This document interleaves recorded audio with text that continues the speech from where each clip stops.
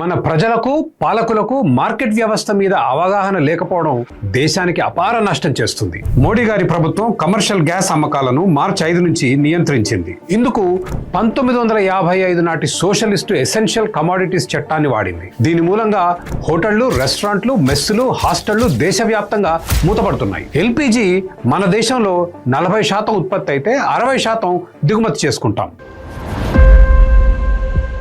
ఇప్పటికే ప్రభుత్వం దేశీయ ఉత్పత్తిని 10% పెంచుతామని తెలిపింది. దాంతోపాటు గతంలో 27 దేశాల నుంచి కొంటే ఇప్పుడు 40 దేశాల నుంచి కొంటామని చెప్పింది. ఇక్కడ గమనించాల్సిన విషయం ఏంటంటే మన దేశం వినియోగించే మొత్తం ఎల్పిజిలో కమర్షియల్ వినియోగం కేవలం 9%. మీరు సరిగ్గానే విన్నారు, కమర్షియల్ వినియోగం కేవలం 9% మాత్రమే. అటువంటప్పుడు హోటళ్లు, రెస్టారెంట్లు, మెస్సులు, హాస్టళ్లకు గ్యాస్ సరఫరా ఎందుకు ఆపేశారు? ఈ 9% గ్యాస్ కోసం విద్యార్థులను, లక్షలాది హోటల్ ఉద్యోగులను, టూరిస్టులను అలవిగాని కష్టాలకు గురి చేస్తూ రోడ్డున పడేసింది మోడీ ప్రభుత్వం. ఇది చూసి సామాన్య ప్రజలు కొరత వచ్చిందనుకుని సిలిండర్ల కోసం ఎగబడ్డారు. యుద్ధం మూలంగా వచ్చిన సప్లై సమస్యను మోడీ గారు జాతీయ సంక్షోభంగా మార్చారు.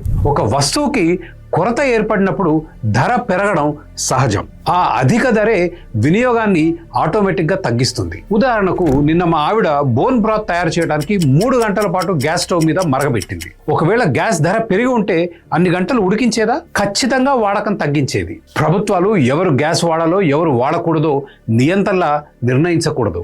కొరత ఉన్నప్పుడు రేట్లను సహజంగా పెరగనిస్తే వినియోగం తగ్గుతుంది. అప్పుడు అందరికీ గ్యాస్ దొరుకుతుంది.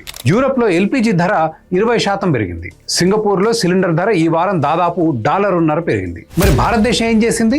కమర్షియల్ సంస్థలకు గ్యాస్ అమ్మకాలనే నిషేధించింది. నిషేధాలు బ్లాక్ మార్కెట్ ని సృష్టిస్తాయి.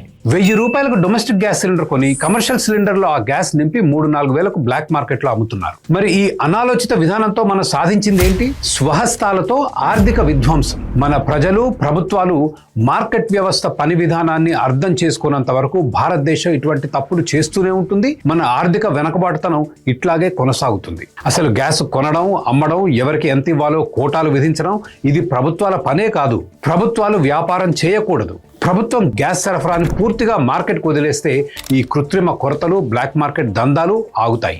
ప్రభుత్వం వెంటనే కమర్షియల్ గ్యాస్ నిషేధాన్ని ఎత్తివేసి డొమెస్టిక్, కమర్షియల్ మధ్య ఉన్న ధర వ్యత్యాసాన్ని తొలగించాలి. ఒకవేళ పేదలకు సహాయం చేయాలనుకుంటే నేరుగా వారి బ్యాంకు ఖాతాల్లో డబ్బులు వేయాలి తప్ప ఇలా మార్కెట్ వ్యవస్థ నాశనం చేసి అందరినీ రోడ్డున పడేయకూడదు.